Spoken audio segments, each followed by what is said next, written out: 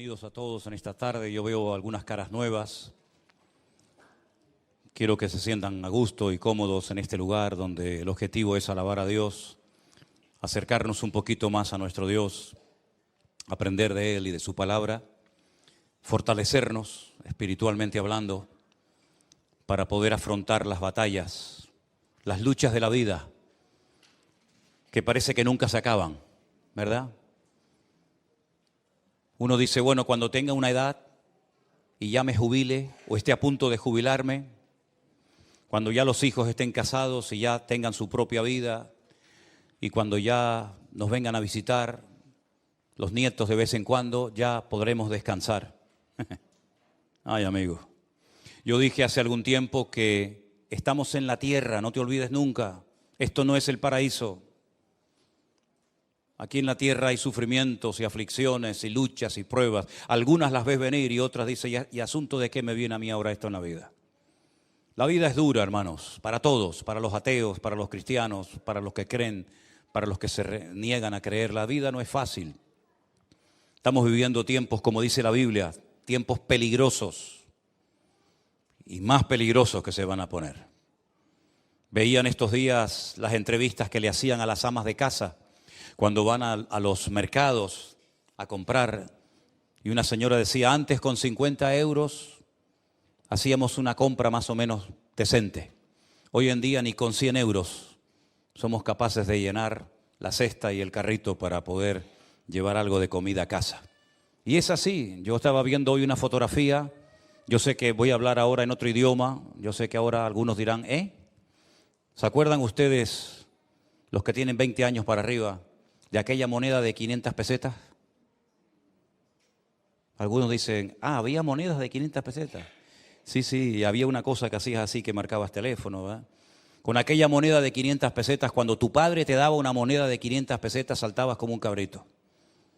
Yo me acuerdo que yo tenía un Mini, mi primer coche fue un Mini, pero no el Mini este moderno de hoy en día, el Mini. Yo le ponía 1000 pesetas de gasolina al coche. 1000 pesetas son el equivalente a 6 euros.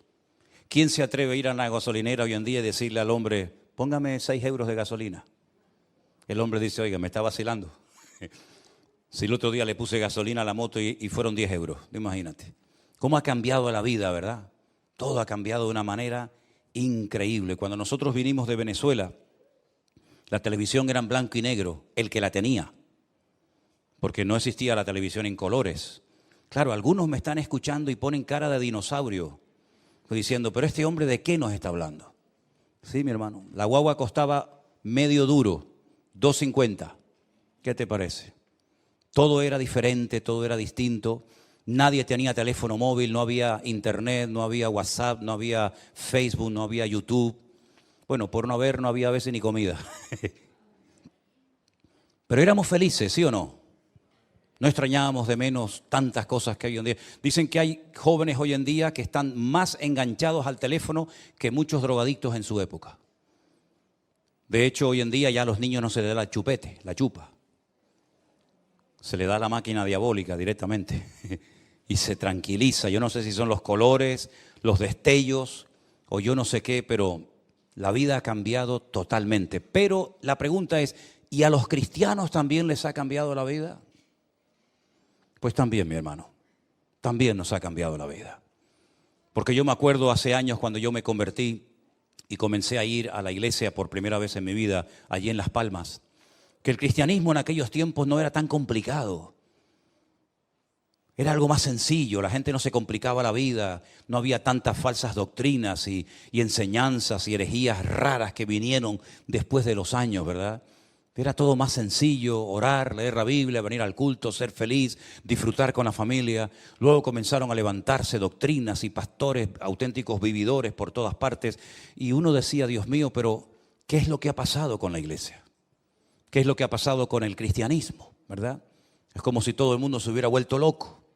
Nunca me olvidaré un día cuando cerca de aquí de la iglesia fui a buscar, creo que ya lo he contado en otras ocasiones, estos punteros láser, que sirven así para señalar cosas en la pizarra. Eso sí lo conocen, ¿no? Eso sí, ¿no?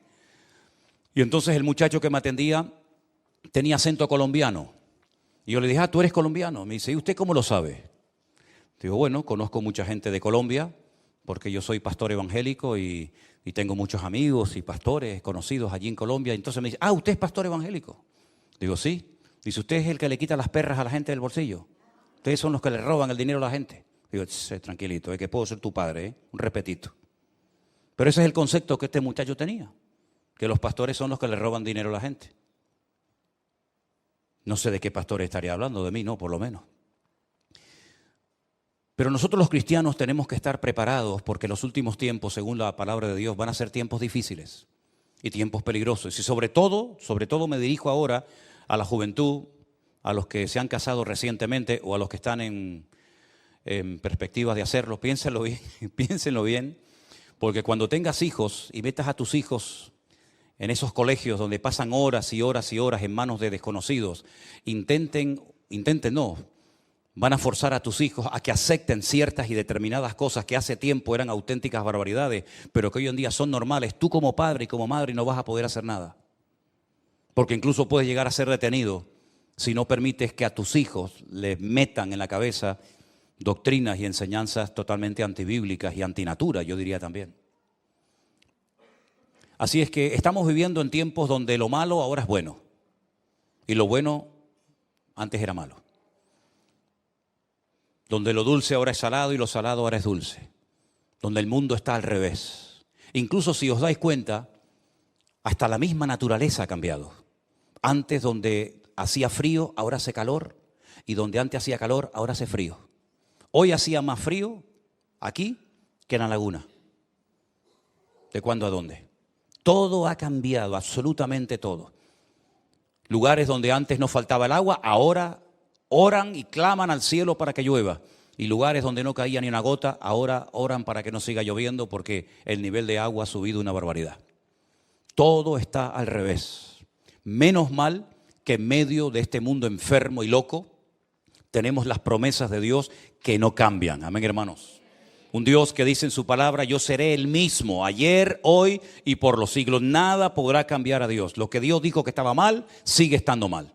Lo que Dios aprueba y bendice, Dios lo sigue aprobando y bendiciendo. ¿Por qué? Porque Dios no cambia, Él es inmutable.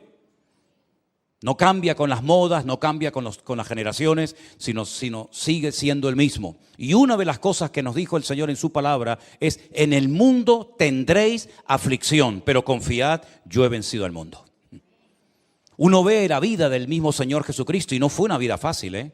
No piensen ustedes que como era el Hijo de Dios y como tenía tanto poder y tanta influencia en la gente, su vida fue un camino de rosas. No, la vida de Jesús fue durísima, durísima. Había gente que lo odiaba y había gente que no paró hasta que lo crucificaron en Jerusalén. Había gente que le amargó la vida a él y a todos los que venían después de él, a sus discípulos, a Pablo, a la iglesia, etcétera, etcétera. Pero él dijo, confíen, no se preocupen, no se amarguen, no se depriman. Yo he vencido al mundo y mi paz os dejo, mi paz os doy, no como el mundo la da. Qué importante es vivir en paz, mi hermano. Qué importante es tener la paz de Cristo en nuestros corazones. ¿Tú la tienes? ¿Se acuerdan ustedes cuando a un muchacho de aquí de la iglesia un jueves a la tarde le dije, mira, vete a la farmacia aquí en la esquina? Antes estaba aquí en la esquina, ahora está en la otra esquina. Vete y por favor pregúntale si tienen paz. Y el muchacho fue calladito y le dijo al de la tienda, perdón, me manda el pastor de la iglesia, me pregunta si ustedes venden aquí paz, un jarabe, un supositorio, algo. Y el muchacho lo miró así raro y dice, no, aquí no tenemos esas cosas, mi niño. El chico entró y le dije, ¿qué te dijo? No, que esas cosas no las venden. Digo, entonces vete al bar de aquí al lado que está lleno de gente, vete al bar y pregúntale. Entonces cuando entró le dice, oye, el pastor me dice que si aquí tienen paz, y le dice, ¿qué más quisiera yo tener paz aquí? Y le dije, ¿os dais cuenta? ¿Os dais cuenta? El hombre con todos sus inventos y con todos los artilugios que ha inventado, el hombre no ha inventado todavía paz. Ni los ricos pueden comprar un gramo de paz. Porque la paz, el único que te la puede dar es el príncipe de la paz, que es nuestro Señor Jesucristo. Con Cristo hay paz. Aunque no haya comida, pero hay paz. Aunque no haya salud, pero hay paz. Aunque no haya trabajo, pero hay paz. Míralo, por ejemplo, navegando en el mar de Galilea. Una tempestad terrible, terrible. pero el Señor dormía tranquilamente en la barca. ¿Sí? Despiertan al maestro y le dicen, Señor, sálvanos, que perecemos. Y el Señor le dijo, tranquilos, hombres de poca fe. El Señor durmiendo en medio de la barca sin ningún problema. Ya pueden pasar los niños porque me están poniendo carteles aquí y de un momento a otro explota la pantalla. Ya pueden pasar los niños a la escuela dominical. Esa fue la primera sensación que yo sentí en mi vida cuando fui por primera vez a una iglesia parecida a esta. Y le dije a Dios, yo no sé si tú existes o no, no lo tengo muy claro. Pero si tú existes, yo quiero que me des paz porque no la tengo. Y desde ese día, creo que tenía 17 años, tengo 61 ahora mismo, ni un solo día la paz de Cristo se ha ido de mi vida. Se han ido otras cosas y han venido otras. Pero la paz de Cristo es permanente. Nada ni nadie te la puede quitar. Tendrás días de abundancia, tendrás tiempos de escasez, te aplaudirán, te cuestionarán, te criticarán, te apoyarán. Todo lo que tú quieras, la vida es cambiante. Hoy el que está arriba, mañana está abajo y viceversa. Pero la paz de Cristo permanece para siempre. Y la Biblia dice que los que confiamos en Dios podremos tener la paz del Señor constantemente en nuestras vidas. Con este concepto de la paz, algo tan importante, quiero llevarles a la misma porción que yo leía esta mañana cuando les compartía la palabra a los hermanos del Puerto de la Cruz. En el capítulo 4 de Timoteo, de 2 de Timoteo, a partir del versículo 6, leemos las palabras de un hombre que sabe que le queda poco tiempo de vida. Sabe que de un momento a otro lo van a matar en una cárcel en Roma. Y él escribe esta carta y se la dirige, se la manda a un joven pastor llamado Timoteo, que está pastoreando una iglesia que él había fundado en la ciudad de Éfeso. Y le dice, yo ya estoy para ser sacrificado. El tiempo de mi partida está cercano. He peleado la buena batalla, he acabado la carrera, he guardado la fe. Fíjate qué cosas tan importantes. He peleado la buena batalla, he acabado la carrera y he guardado la fe. Y el versículo siguiente dice, por lo demás, ya como conclusión, me está guardada la corona de justicia, la cual me dará el Señor, el juez justo en aquel día, y no solo a mí, sino a todos los que aman su venida. ¿Cuántos dicen amén? Ya se acabaron los viajes, el fundar iglesias, el preparar obreros. El tiempo está cercano y Pablo dice, de un momento a otro acaban conmigo. Un hombre que sufrió una barbaridad por ser cristiano, por ser predicador. Él había sido un perseguidor de los cristianos, ahora lo persiguen a él. Y él sabe perfectamente de que de un momento a otro su vida se acaba. A mí me llama mucho la atención que hay ciertos personajes, bueno, no 2 ni 3, sino unos cuantos, personas de la Biblia que sabían que les quedaba poco tiempo de vida.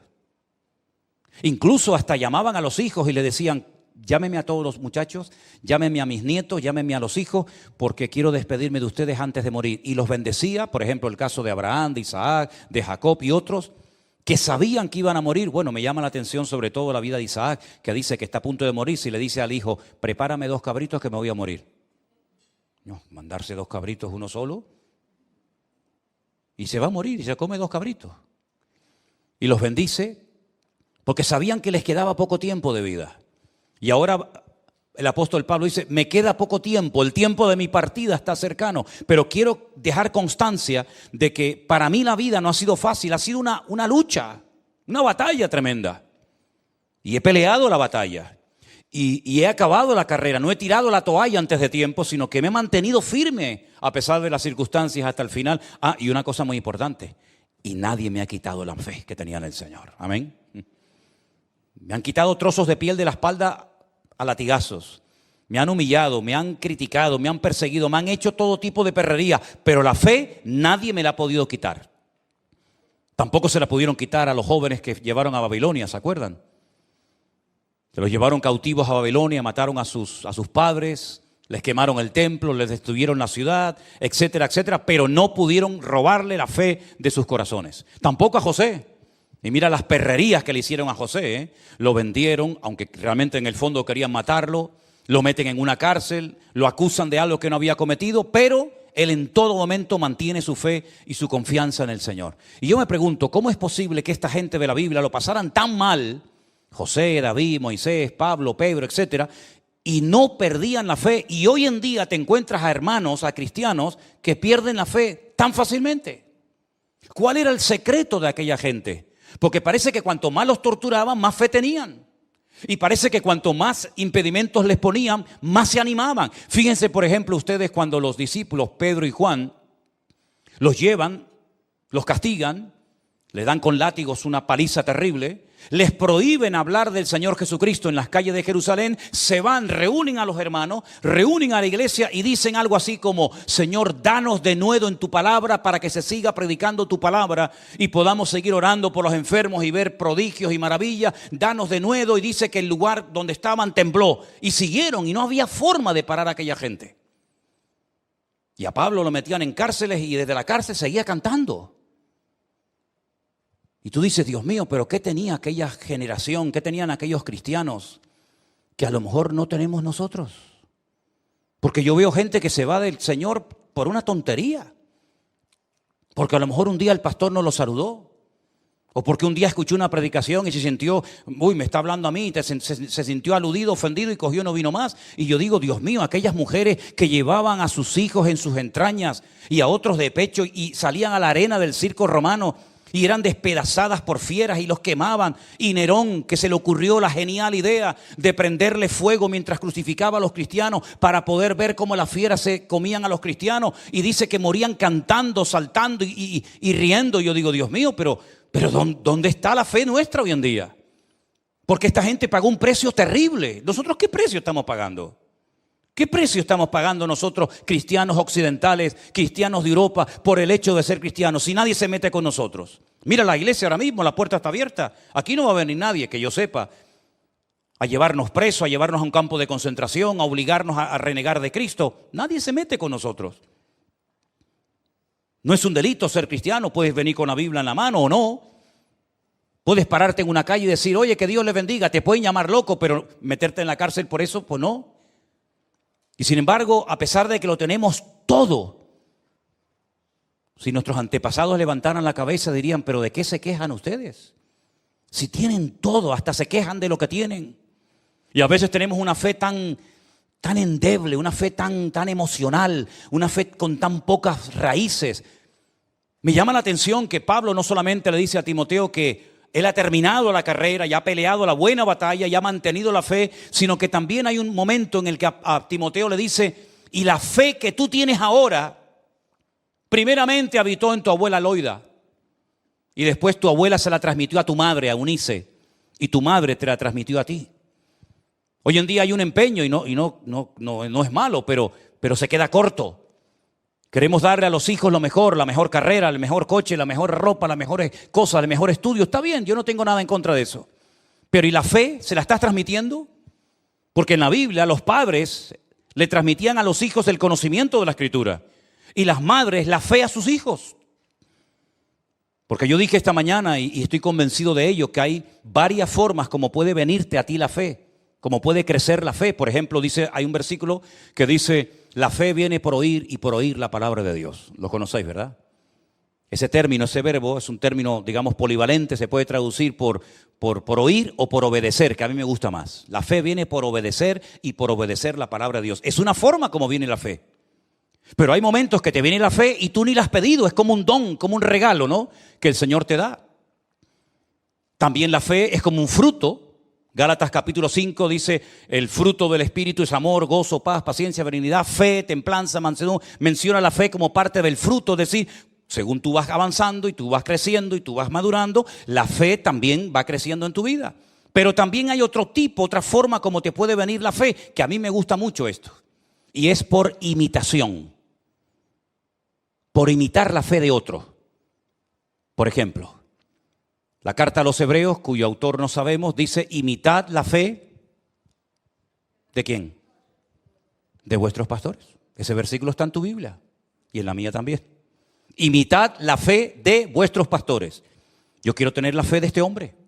¿Cómo reacciona este hombre, esta persona, cuando tiene problemas, cuando tiene luchas, cuando tiene críticas? ¿Cómo reacciona? ¿Cómo se comporta su fe? ¿Qué tipo de fe tiene esta persona? Y dice la Biblia, imítalo. Es como los niños pequeños. Ahora, por ejemplo, estaba mi nieto Adriel por ahí, ¿y qué hacía? Tocaba las palmas. Él no nació tocando las palmas, lo ha visto y entonces copia lo que ve. Y estaba haciendo así, levantaba las manos, no sé a quién, pero las levantaba. ¿Por qué? Porque ve a los demás que levantan las manos. Hacen las cosas por imitación. Pero es que en el mundo espiritual hay cosas positivas que pueden venir a tu vida por imitar. Por ejemplo, cuando yo escuchaba al pastor con el que yo me convertí a predicar, yo decía, yo quiero ser como él. Después prediqué mejor que él, Pero yo quería imitarlo. Y al principio me decían, oye, oímos a Manolo y oímos a este y los dos son iguales, predican igual. Hasta hubo una época que me quería vestir hasta como él. Fíjate tú lo bobo que era. Hasta que uno ya desarrolla su estilo y todo eso, ¿no? Pero era por imitación. Y yo aprendí a orar oyendo a la gente en la iglesia orar, porque me daba mucha vergüenza orar en la iglesia. De hecho, yo decía, no, a mí no me llamen porque me daba mucha vergüenza. Y aprendí a cantar oyendo a los demás cantar. Y aprendí a tocar la guitarra viendo cómo ponía el otro el dedo y yo intentaba ponerlo. Y yo aprendí muchas cosas por imitación. Hasta que después ya, lógicamente, uno crece y madura en la vida, ¿verdad? Entonces, si te falta fe, mira a tu alrededor quién es la persona que te puede dar un ejemplo de fe, imítalo a él. Si no sabes cómo orar, escucha cómo oran los demás y tú, más o menos, también puedes aprender. Si te gusta predicar la palabra y no sabes cómo se hace, escucha a los que predican la palabra y mira cómo empiezan, cómo terminan, cómo se van de un tema a otro, cómo buscan la lectura. Es decir, hay cosas que vienen por copiar, por imitar, y ya después no te preocupes, ya después tú tendrás tu propio estilo y tu forma. Entonces la Biblia nos enseña que la fe de Timoteo la tuvo su abuela y se la transmitió a su madre y después su madre se la transmitió a él. Porque esa era la obligación de las madres, no de los padres. Las madres transmitían la fe a sus hijos y los padres el conocimiento. Ahora bien, ¿qué conocimiento le va a transmitir un padre del Señor a su hijo si el padre no estudia ni lee la palabra? Pues le hablará de fútbol, le hablará del Tenerife, le hablará de pesca, le hablará de lo que quieras, pero de la Biblia no puede. Pero bíblicamente el padre transmitía el conocimiento bíblico a sus hijos. Fíjate qué responsabilidad. Y una madre que está todo el día quejándose, todo el día depresiva, todo el día amargada, todo el día gritando, todo el día echándole la bronca al marido, a este y al otro, ¿qué fe le va a transmitir a sus hijos? Ninguna. Pero que tus hijos, ahora que son pequeños y están bajo tu techo, que puedan ver cómo mamá oraba y cómo papá leía la palabra. Y entonces entre los dos se complementaban para producir, permítame el término, un hijo maduro, firme y estable en las cosas del Señor. ¿Te das cuenta? Entonces Pablo felicita a Timoteo por la fe que tenía, pero después la fe tú tienes que desarrollarla y tienes que cultivarla, porque en la Biblia no todo el mundo tenía la misma fe, como tampoco en esta iglesia. En esta iglesia no todos tenemos el mismo nivel de fe. La Biblia dice que había seguidores de Cristo que tenían poca fe. Por ejemplo, te acabo de poner un ejemplo, cuando Jesús calma la tempestad en el mar de Galilea y todo vuelve a la calma. Les dice el Señor a sus discípulos, ¿por qué dudasteis, hombres de poca fe? Y aquel centurión que vino a pedirle ayuda, misericordia al Señor por un criado que tenía enfermo, el Señor le dijo, en todo Israel no encontraba a nadie que tenga tanta fe como este hombre. Es decir, hay muchos niveles de fe en la Biblia. Dice la Biblia que la fe de Timoteo, lo dice textualmente el texto, dice que era una fe auténtica, genuina. Una fe no fingida, dice la versión Reina Valera del 60. Es decir, hay muchos tipos de fe. Hay una fe natural. ¿La fe natural qué es? Pues chico, la fe que tienes cuando te montas en el ascensor con la fe de que no se va a caer. Una abuela que yo tuve, la madre de mi padre, un día se cayó de una altura muy grande porque abrió la puerta del ascensor y la inercia la llevó y el ascensor no había llegado y se cayó y no se mató de milagro. Y los que nos montamos en avión, ¿usted conoce al piloto cuando va a viajar? ¿Usted sabe si está casado o soltero? Usted va a la cabina y dice, perdón, una preguntita. ¿Usted es cristiano o es ateo? ¿Me puede enseñar el carnet, por favor? ¿Me puede enseñar su título? ¿Usted se monta en el avión con la fe natural de que el avión no se va a caer? ¿O usted se montaría en un avión sabiendo que se va a caer? Eso no es fe, eso es ser bobo. ¿No? Hay una fe natural. Y cuando usted coge el coche en la carretera, si yo sé que me voy a matar en la carretera, pues no me monto. Hay una fe natural que todo ser humano tiene. Y cuando uno va por la calle no va mirando a ver si te van a tirar una maceta en la cabeza. Hay una fe instintiva, una fe natural, ¿verdad? Hay una fe natural que dice que cuando usted termina de trabajar, llega el patrón y le paga su sueldo. Eso es fe, pero es una fe natural. Pero esa fe no sirve para mover montañas espirituales. Esa fe no sirve para obtener resultados en el mundo espiritual. Hay otro tipo, otro nivel de fe, que es la fe bíblica, la fe que el Señor nos da. Y Pablo dice que esa fe a él nadie se la pudo quitar. Aunque le dieron palos, aunque lo apedrearon, aunque fue náufrago, aunque estuvo en la cárcel, nadie le pudo quitar la fe de su corazón. Porque la fe no estaba fundada en emociones, no estaba fundada en sentimientos, no estaba basada en circunstancias, en hombres, estaba basada en Cristo. Y Cristo es la roca sobre la cual podemos edificar nuestras vidas. ¿Cuántos dicen amén? Si usted no edifica su vida sobre Cristo, ¿sobre qué la está edificando? Podemos tomar buenas decisiones en la vida y malas decisiones. Pero lo importante es decir, Señor, yo tengo un fundamento, yo tengo una roca en mi vida, que cuando vengan los problemas, cuando vengan las circunstancias, yo voy a permanecer firme porque yo sé en quién he creído. Y la fe va a ser probada, ¿eh? Si usted dice que tiene fe, vale, vas a tener que demostrarlo. Vas a tener que demostrarlo. A mí me llama la atención que la Biblia no dice que nuestra paciencia va a ser probada. No digo que no lo sea, pero bíblicamente no lo puedo demostrar. No puedo demostrar con un texto en la Biblia que la Biblia diga que el Señor nos va a probar la paciencia, nos va a probar la templanza, nos va a templar incluso hasta el amor. No dice nada de eso. Pero la Biblia sí dice que nuestra fe va a ser probada por el fuego. Y Dios sabe cómo probar nuestra fe. Puede ser que un momento el Señor decida probarte en la familia. Y ese hijo que tú has criado con tanto cariño y con tanto amor, resulta que ahora le da por meterse en las drogas. Y tú dices, Dios mío, ¿pero esto qué es? O resulta que ese trabajo que has tenido toda la vida, donde te has sacrificado y has dejado años de tu vida, ahora resulta que te echan a la calle como una pieza, como un mueble viejo, porque ya no pueden usarte y sacarte más el jugo. Si las pruebas son múltiples y variadas, hay de todo tipo, físicas, espirituales, de toda índole, ¿verdad? Pero hay una prueba que probablemente todos y cada uno de nosotros en momentos puntuales de la vida experimentaremos. Y Pablo relata aquí un poquito, si me permiten, déjenme que les lea unos versículos. En la misma carta de Pablo a Timoteo, en el capítulo 4, pero en el versículo 9, Pablo le dice al que va a recibir la carta, Timoteo, procura venir pronto. No dice procura venir, sino procura venir pronto, porque él sabe que le van a matar dentro de poco. Así que procura venir pronto a verme, porque Demas era un compañero de viaje, era un predicador, como Timoteo, como cualquier otra. Dice, Demas me ha desamparado. Una cosa es que te ha abandonado y otra cosa es que te ha desamparado. Son dos cosas diferentes. Parecen igual, pero no son la misma. A ti te puede abandonar una persona, pero desampararte una persona, búscalo en el diccionario para que veas que son dos cosas diferentes. Y Pablo dice que a Demas, a él lo desamparó. ¿Y cuál fue el motivo? Dice, porque se fue Demas amando este mundo. Para Demas en aquel momento era más importante la vida del mundo que estar al lado de un hombre, como era Pablo, que necesitaba todo el apoyo del mundo y que le había ayudado tanto. Bueno, dice que se fue a Tesalónica.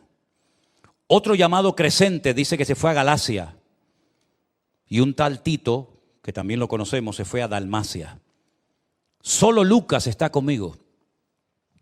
Toma a Marcos y tráele contigo porque me es útil para el ministerio. Después dice otro muchacho que también estuvo con él viajando, llamado Tiquico, dice, lo envió a Éfeso. Trae cuando vengas el capote que dejé en Troas, en la casa de Carpo, y los libros, mayormente los pergaminos. Y ahora menciona otro personaje que, escucha, Alejandro, otro que viajó con él, el calderero, me ha causado muchos males. El Señor le pague conforme a sus hechos. ¿Ves? Pablo no es vengativo. Pablo no dice, ya verás cuando yo salga de aquí, si es que salgo, sino que el Señor se encargue de este personaje. Dice, cuídate de él, guárdate de él, porque en gran manera se ha opuesto a mis palabras. En mi primera defensa, es decir, cuando lo sacas de la celda para llevarlo al juicio, en ese primer juicio, esa primera audiencia, ninguno estuvo a mi lado. Ninguno. Pablo era el predicador más famoso de la época, conocía a miles y a miles de personas. En Roma había una comunidad enorme de cristianos, como ustedes saben, de miles de cristianos, y ninguno iba a la cárcel a visitarlo, ninguno estuvo con él en el juicio, nadie, ninguno estuvo a mi lado. Todos me desampararon, no les sea tomado en cuenta. Bueno, como decía mi padre, los mejores amigos se prueban cuando uno está en el hospital o en la cárcel, ¿no? Ahí es donde uno sabe si realmente hay verdaderos amigos o no, o son amigos de conveniencia. En este caso, nadie fue capaz de estar al lado de Pablo. Solamente uno estuvo con él siempre. ¿Quieren saber quién es? Ponme el versículo 17, por favor, si eres tan amable. Léalo conmigo. ¿Quién estuvo con él? El Señor. Dígalo otra vez. El Señor. ¿De qué Señor estamos hablando? Del Señor Jesucristo, al que hemos cantado, al que hemos adorado, al que le hemos dicho: a ti la honra, la gloria, el imperio por los siglos de los siglos, amén. Ese Señor, dice, estuvo a mi lado y me dio fuerzas para que por mí fuese cumplida la predicación y para que todos los gentiles oyesen. Así fui librado de la boca del león. Ahora tú imagínate, un hombre conocido, un hombre que ha dado su vida por el Evangelio, un hombre que ha levantado iglesias por todas partes, un hombre que ha ayudado a pastores, un hombre que le ha dado oportunidad a cantidad de gente. Resulta que en el momento más duro y difícil de su vida, nadie está con él, nadie lo va a visitar, nadie dice: oye, Pablo, te hace falta algo, Pablo, necesitas algo. Si pide el capote, el manto, es porque tenía frío. Es que a nadie se le ocurrió llevarle una manta a este hombre, a nadie se le ocurrió ir a visitarlo, a llevarle una tacita de caldo caliente, a nadie se le ocurrió nada, ni por ahí te pudras, amigo. Pero Pablo está relajado y tranquilo porque dice: ¿saben una cosa, hermanos? Pero el Señor estuvo conmigo y me libró de la boca del león, del diablo, y me dio fuerza. Y el hombre sigue predicando a pesar de que sabe que lo van a matar por predicar el Evangelio. Y dice: y el Señor me librará de toda obra mala y me preservará para su reino celestial. ¿Y cómo concluye esta conversación? Dándole al Señor toda la gloria y la honra. A Él sea la gloria por los siglos de los siglos. Amén. Así muere un valiente. Así no muere un mequetrefe, un pelele, un hombre que es ahora sí y mañana no. Así mueren los valientes, los hombres de Dios. Como él dijo: yo sé en quién he creído. Me abandonó este, me traicionó el otro, me criticó fulano, este me causó males, pero el Señor estuvo a mi lado y me dio fuerzas porque yo sé en quién he creído. Bendito sea Dios. Y esa es la fe que nos va a ayudar a sobrevivir en estos tiempos. Esa es la fe que necesitamos todos, los casados, los solteros, los mayores, los jóvenes. Esta es la fe que necesitamos urgentemente para poder vivir una vida cristiana victoriosa. Para poder discernir si el tiempo que estoy invirtiendo con alguien, escúchalo bien, o con algo, merece la pena. No te encariñes, no te enamores, no pierdas el tiempo con lo que no es de Dios, porque te vas a llevar una desilusión. Y hay heridas que es muy difícil que se curen, aunque pase mucho tiempo.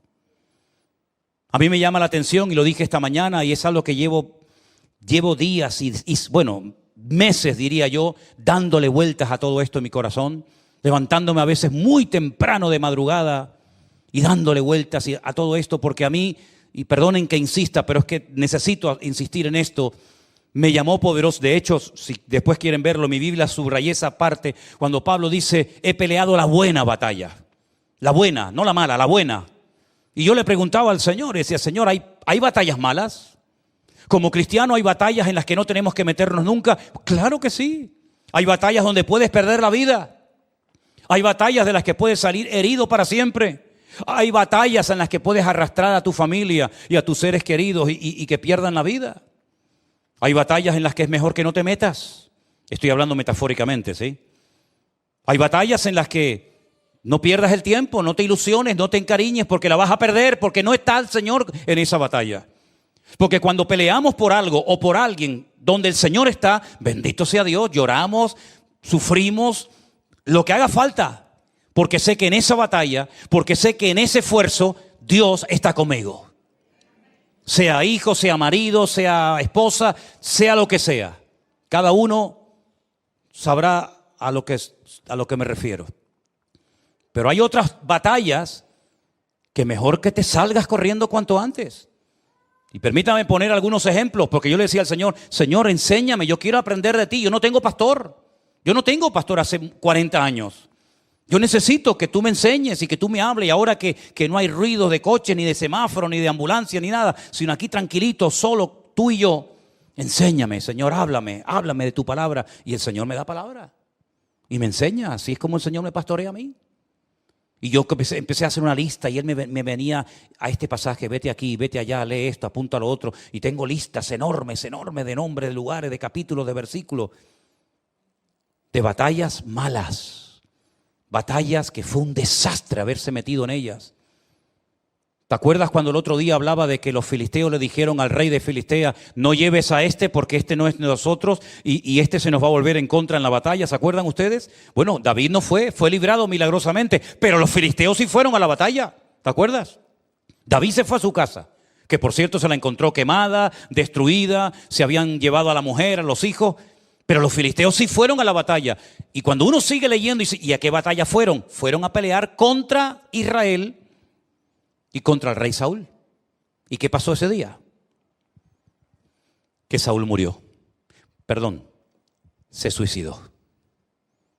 Saúl, viendo que había perdido la batalla, se echó sobre su espada y, como aquellos samuráis japoneses en la Segunda Guerra Mundial, se quitó de medio.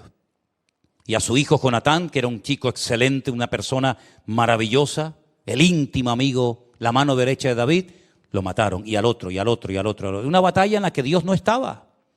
Porque dice la Biblia que hacía mucho tiempo que Dios se había apartado de la vida de Saúl. Él creía que podía hacer lo que le daba la gana y no pasaba nada. Te equivocaste, amigo. Ese día perdiste la guerra porque Dios no estaba contigo en esa batalla. Y lamentablemente Jonatán, que no sé qué hacía allí, se equivocó de día, se equivocó de lugar, se equivocó de batalla, también lo mataron a él. Por haber ido con la persona equivocada, al lugar equivocado, en el día equivocado. Perdió su vida antes de tiempo. Cuando le llega la noticia al rey David, David se vuelve loco y empieza a gritar, Jonatán, Jonatán, amigo mío, etcétera, etcétera. Una mala batalla. ¿Para qué vas a una guerra donde Dios no va contigo? Jeremías tuvo 40 años diciéndole al pueblo, arrepiéntanse, no se les ocurra hacerle la guerra a los caldeos porque la van a perder. No porque sean más fuertes que ustedes, no, sino que ustedes están mal. Ustedes están en pecado, viven en desorden y Dios no va a bendecir vuestros esfuerzos. No le hicieron caso, pelearon contra Nabucodonosor, perdieron la guerra, murieron miles de personas. Muchos niños se quedaron sin sus padres, mujeres sin sus maridos. El templo lo queman, lo saquean, lo destruyen, las murallas, Jerusalén, los llevan al cautiverio. Un desastre. ¿Por qué? Porque fue una mala batalla. ¿Qué le decía Jeremías? Ríndanse, busquen al Señor, pídanle perdón, pónganse en orden. Y si no lo van a hacer, si no quieren obedecer al Señor, por lo menos ríndanse al enemigo para que el enemigo tenga piedad y clemencia de ustedes. Pero ni una cosa ni otra. Fue una mala batalla. La batalla del año 70 después de Cristo en Jerusalén, cuando Tito es mandado por su padre, el emperador Vespasiano, y le dice, tráeme todo el oro y los tesoros del templo. Se ponen a pelear, ¿verdad? Los celotes se ponen a pelear a aquellos judíos cuando el Señor dijo, no quedará piedra sobre piedra que no sea destruida. No hacen caso a la palabra, no se convierten, siguen R que R con su desobediencia, pierden la guerra. 1 millón de judíos perdieron la vida en Jerusalén en el año 70 después de Cristo. Mira, todavía ni se han recuperado de aquella guerra. Y estamos en el 2023 y aquella guerra fue en el 70 después de Cristo. Todavía en tantos siglos no han podido levantar el templo. Todavía no han podido ni siquiera dominar el monte de las mezquitas en Jerusalén. Todavía no se han recuperado de aquella pérdida. Y Jerusalén nunca más volvió a hacer lo mismo porque pelearon una mala batalla. ¿Te das cuenta? Entonces tú pregúntate, ¿por qué estoy yo luchando en la vida? ¿Con qué me estoy yo encariñando y entreteniendo? ¿Es una buena batalla? Gloria a Dios, pelea, el Señor te va a dar la victoria. Pero si es una mala batalla y estás perdiendo el tiempo y te estás encariñando y estás perdiendo el tiempo con algo, con alguien que no es de Dios, después no digas que no te lo dije. Después no digas que no sabía. Una buena batalla fue la de Jericó, que no hace falta ni disparar una flecha. Una buena batalla fue la de Jericó, que el Señor le dijo, tranquilo, den vueltas. y vueltas, y al final de los 7 días den otras 7 vueltas y griten y las murallas cayeron solas. Eso es una batalla que da gusto ir a ella, ¿sí o no? Eso es una maravilla. Batalla buena eran las que hacía David, que con una honda, con una piedra, mataba a un gigante y hacía correr a los filisteos como si fueran gallinas. Eso sí que eran buenas batallas. Una buena batalla fue la de Gedeón. Aquella noche con 300 campesinos, con un shofar en la mano y con un candil en la otra, asustó al enemigo, a 1,5 millones de soldados, los puso a correr con 300 campesinos. Eso sí que fue una buena batalla. ¿Pero por qué son buenas batallas? Porque Dios estaba en aquellos esfuerzos. Porque Dios estaba con aquellos hombres, con Gedeón, con David, con otras personas. Pero malas batallas son aquellas donde sales herido. Malas batallas son aquellas que se pierden y malas batallas son aquellas en las que Dios no te dijo que te metieras. Nosotros estamos en batalla, todos tenemos nuestras batallas, ¿eh? Los pastores también tenemos las nuestras, ¿eh? Nosotros hemos estado librando una batalla hasta el otro día terrible, ¿eh? Terrible, que ya no nos quedaban ni fuerzas ni lágrimas para llorar. Yo me pasaba todo el día llorando, ¿eh? Y no podía evitarlo, ¿eh? Todo el día llorando, yo dormía llorando. Y Elena me secaba las lágrimas y decía, descansa, tranquilo, todo está bajo control del Señor. Y venga a llorar, y venga a llorar. Y yo iba conduciendo y venga a llorar, y no podía parar de llorar. Y me paraba en los semáforos y miraba a un lado, y la gente me miraba así de reojo diciendo, uy, mira, ahí hay un loco. Y salía a pasear al perro y venga a llorar todo el santo día con esa cosa en el corazón, una batalla a vida o muerte. Pero la ganamos en el nombre de Jesús, la ganamos en el nombre de Cristo. Y cuando hace 2 domingos le dije, Señor, yo voy a hablar en tu nombre en fe y yo voy a decir que voy a ir con mi familia a Israel en el nombre de Jesús. Y al día siguiente le dije, Señor, yo prediqué y te puse a ti en alto, ahora no me dejes a mí en más lugar. Respáldame, Señor. Y el Señor nos respaldó, pero hay que pelear la batalla, porque antes de una gran victoria viene una gran aflicción, un gran problema, ¿te das cuenta? Entonces pregúntate honestamente, ¿estoy peleando, estoy librando una buena batalla? ¿Merece la pena luchar por este? ¿O por esta? ¿O por esto? ¿O por aquello? ¿Merece la pena? Si Dios te da confirmación, adelante. Porque las armas de nuestra milicia no son carnales, pero son poderosas en Dios para destruir fortalezas, argumentos, derribar altivez, llevar pensamientos a la obediencia de Cristo. En fin, ya saben todo eso. Si hay alguien en la Biblia que utiliza constantemente términos militares, ese es Pablo. O habla de espada, o habla de escudo, o habla de lanza, o habla de guerra, o habla de soldados. Constantemente está hablando en términos militares. Pero es que él dice que nosotros, nuestra lucha no es contra sangre y carne, como en la época de los filisteos, los amorreos, Gedeón. No, nuestra lucha es real, no contra personas, pero contra demonios. Yo he peleado con demonios, así literalmente te digo, ¿eh? Y los demonios han peleado contra nosotros. Y hemos peleado en oración de rodillas, que es como mejor se ganan las batallas. Cuando te rindes a Cristo y el Señor te sorprende, la lucha es real. Si no es ahora, será mañana, y si no, pasado mañana. Pero lucharás con tus hijos, lucharás con tus nietos, lucharás con el matrimonio, lucharás en el ministerio, lucharás en el trabajo. La vida es lucha, lucha constante y permanente. Y el mundo intenta camuflar esta guerra con mentiras. Todo está bien, todo se va a arreglar, no pasa nada, todo va a cambiar, las guerras van a desaparecer. Mira todo lo que hicieron los hippies, las canciones, las poesías, las manifestaciones. Vamos por un mundo mejor, paz y amor, dejemos la guerra, ¿verdad? El mundo todo es mentira y más mentiras y venga mentira. Lo único que es verdad y permanece para siempre es Dios y su palabra.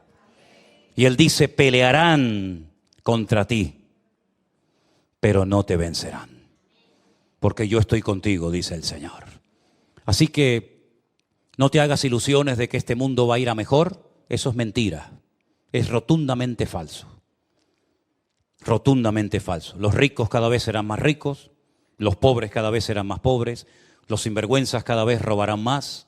Y así es la vida, llena de injusticias, de mentiras, ¿verdad? De corrupción, de inmoralidad, pero nosotros sabemos en quién hemos creído.